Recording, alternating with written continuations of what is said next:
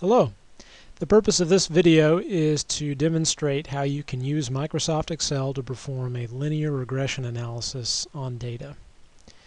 In this example, we have something very similar to what we would want to do in Engineering 101. Every student team has elastic surgical tubing, and if we approximate that as an ideal spring, then we know through Hooke's law that force of the spring is directly proportional to the displacement. And that proportionality constant is the spring constant. Each team will have to determine the spring constant of their own system using experimental data. So here I have Microsoft Excel open, and I have some data from a fictitious experiment where I took a spring, put different weights on it, and measured the stretch or the displacement from its unstretched position. I see that with a load of 11.21 newtons, the spring stretched 40 centimeters all the way down to a load of 16.71 newtons, causing a 65 centimeter displacement. The first thing I probably want to do here is just graph the data to get a feel for what's going on. I'll highlight it, choose Insert, Scatter Plot, and this time I'll just choose Data Points. And here's our basic plot. We can see the data is not perfect. There's some scatter, but it does indicate a fairly linear trend. And the other thing of interest is for a spring, we know that when there is no load on it, there should be no stretch. So actually 0, 0 should also be a data point for us. The purpose of this is not to show graphing, that was another video, but I'll come in here quickly and I will add some axis titles.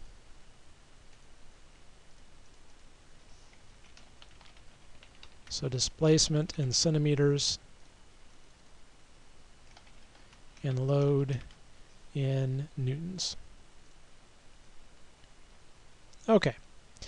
So I have my data graphed, and what I would like to do is determine a line of best fit that fits that data, and then the slope of the line would be my spring constant.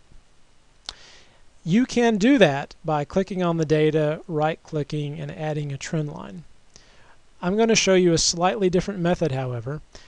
We ask that you use it because you'll find it useful later on in your coursework, and also it gives us a little bit of extra information that the default trendline feature does not. The first thing I want to do is make sure that this calculator is installed on Excel. To do that, you need to go to File, Options, and Add-ins. Under Add-ins, there's Manage Excel Add-ins. Click Go.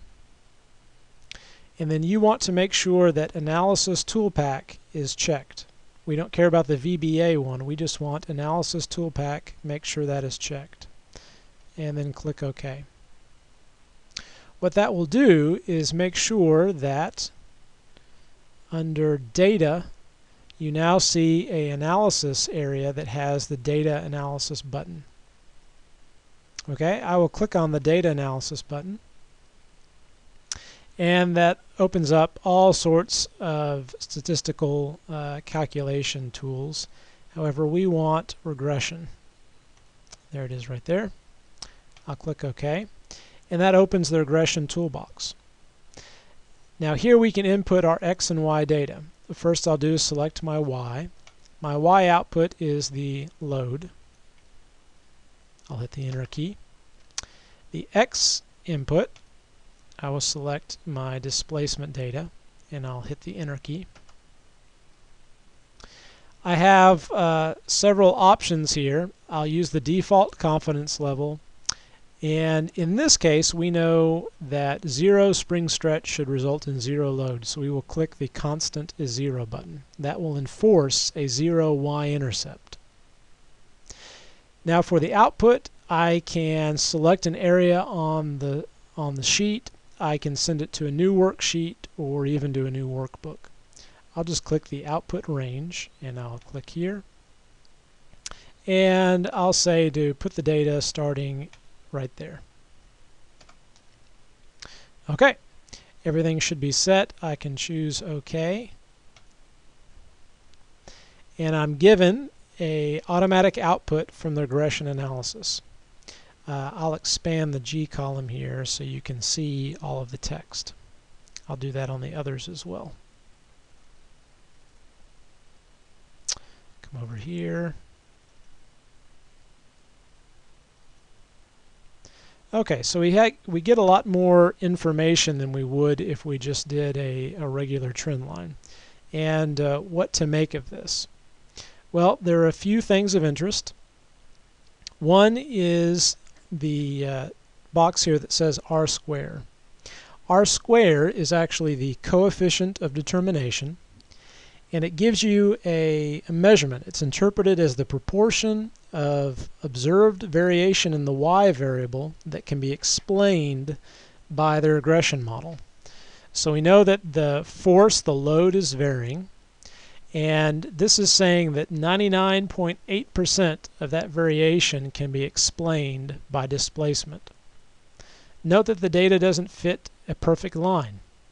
Okay, the rest of that, the remaining small percentage, is representing that scatter in the data that we see that's not linear. That's not being modeled by just displacement. Could be other things that we don't know about. Another term of interest is the adjusted R square value. Now that is a coefficient of determination that takes into account the number of data points you have. It essentially penalizes you for having smaller amounts of data. The more data you have, the more confident you would be.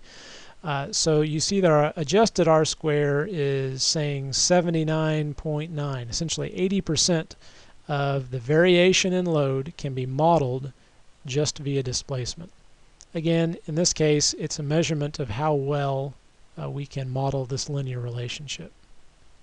Note the number of observations is 6. That should match the 1, 2, 3, 4, 5, 6 data points that I have. We will not be using the ANOVA information here, but coming down, we have some more information of use to us. Here's the y-intercept for the equation of a line. The coefficient is 0. That's because we forced the line to go through 0, 0. X variable 1 represents our slope. The slope, you see, the coefficient is listed as 0.27058, yada, yada, yada. That is the slope of the trend line that fits the data that we have used in the analysis. Okay, so how to show this trend line? Well, remember the trend line is y equals mx plus b. Well, b is our intercept. It is 0. And there's our slope. So I'll come up here now and create a new column called predicted load, units of newtons. And it will be a calculated result. So I will say it equals y equals mx plus b. So the first thing I want is my slope, which is right here. Slope times x, the displacement, plus b, the y-intercept. And of course that's 0. These need to be anchored. We don't want them to change. We want the equation always to refer to those coefficients. So I will use the $sign to anchor those two. However, the equation will vary the displacement. I can choose enter, and I can click and drag down. And now I have the predicted numbers coming from my equation of the best fit line. Using the knowledge from the previous video on creating and formatting graphs, I can click on my graph, go to Design, select Data. I can add a new series, and I can call this predicted load. There I go. Under Series X values, I can manually select the displacements. And for the Y values, I can manually select my new predicted loads and choose OK. You see that's in large red squares by default. I'd like to change that, so I will double click on it. That opens the formatting box.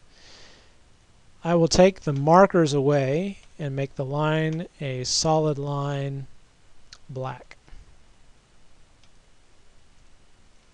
Okay, and now we see a little bit more information here. If I wanted to, I could change the axis options.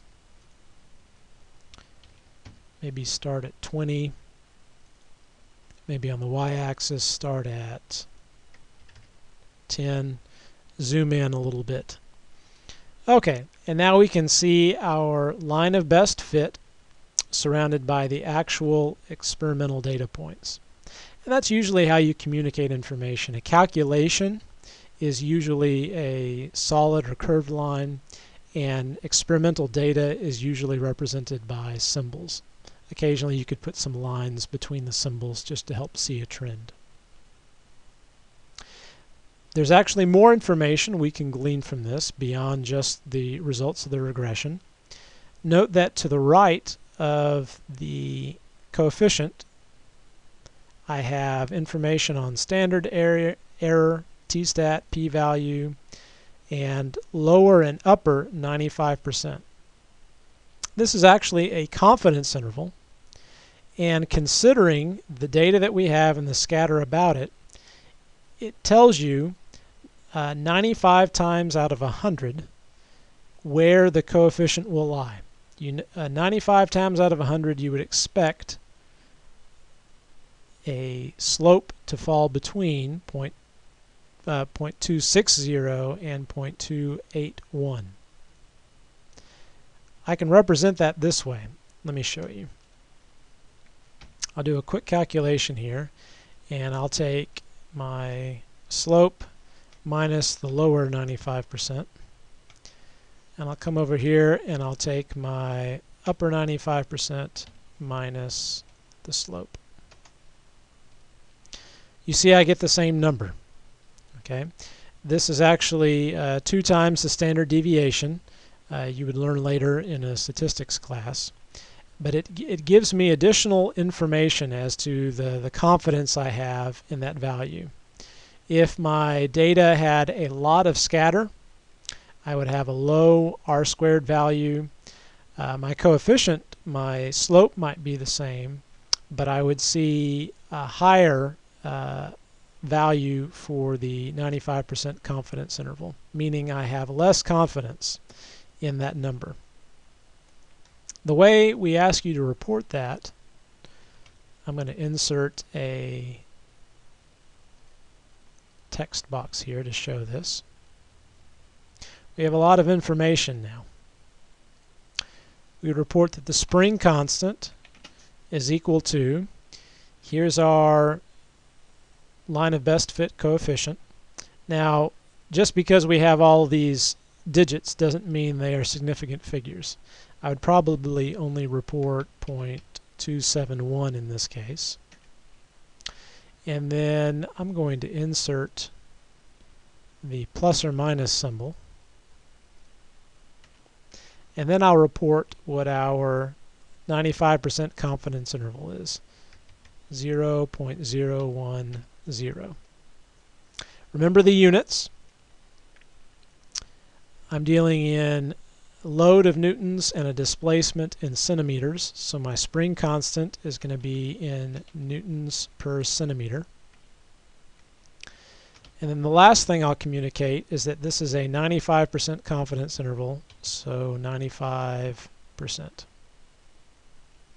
This is what I would report in a write-up.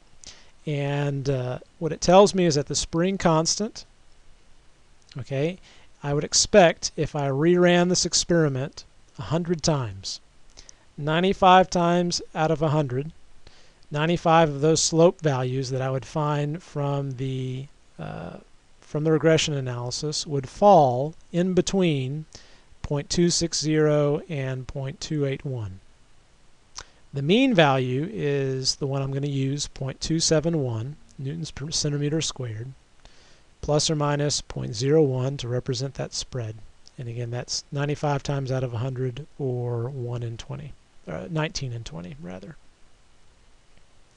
I believe that covers everything for taking experimental data and fitting a line to that through regression analysis, forcing it to have a 0 y-intercept, then calculating the predicted line, adding it to a plot, and using the regression results to report the slope value, the confidence interval, 95 times out of 100, and again, Excel does not have any knowledge of units, so you have to bring this into the picture with the proper units for your calculation as well.